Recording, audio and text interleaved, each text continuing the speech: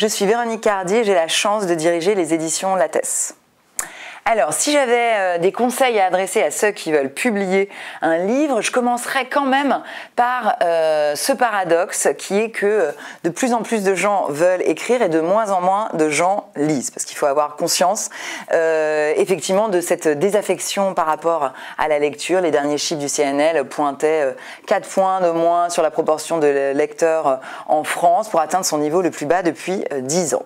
Et je cite ce paradoxe pour donner l'état d'esprit dans lequel nous sommes et ce qu'on a envie de sentir, nous, aux éditions Lattès, quand on considère un manuscrit, c'est-à-dire une nécessité d'écriture, une singularité de ton, la naissance d'une nouvelle voix. Alors ça peut être un sujet nouveau, un personnage inédit en littérature, une page d'histoire méconnue ou un combat de société à inventer. Voilà ce qu'on a envie de lire dans les manuscrits qu'on reçoit. Pragmatiquement, c'est vrai que moi je conseille toujours d'aller au bout d'un texte, bien sûr, avant de le soumettre, donc un manuscrit abouti avec une présentation à la fois de l'intention du livre et de l'auteur et surtout la raison pour laquelle vous avez pensé à notre maison pour soumettre ce texte, donc avec des références peut-être précises au sein de notre catalogue qui vous laissé penser que ça peut nous intéresser.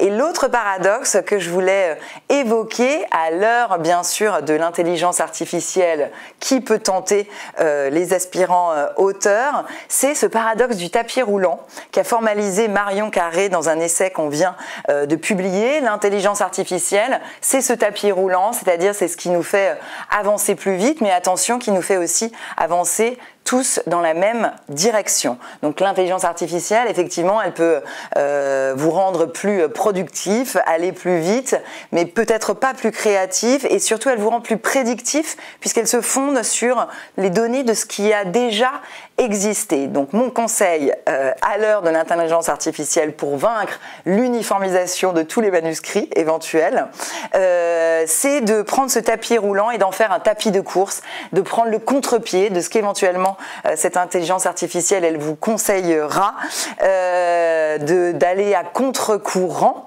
Et nous, c'est ce qu'on a envie de sentir dans un manuscrit, parce que si tout a déjà été écrit, c'est la manière inédite de le dire qui va pouvoir rendre possible cette communion de subjectivité que crée un livre.